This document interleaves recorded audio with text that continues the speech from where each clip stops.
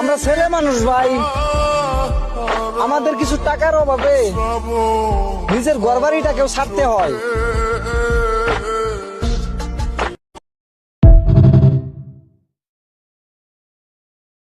আজকেই তো রবিবার, মনে আছে তো ভদ্র মাতাল? কাজে না, আজকে দেখা হবে ভাটিতে লেওড়া।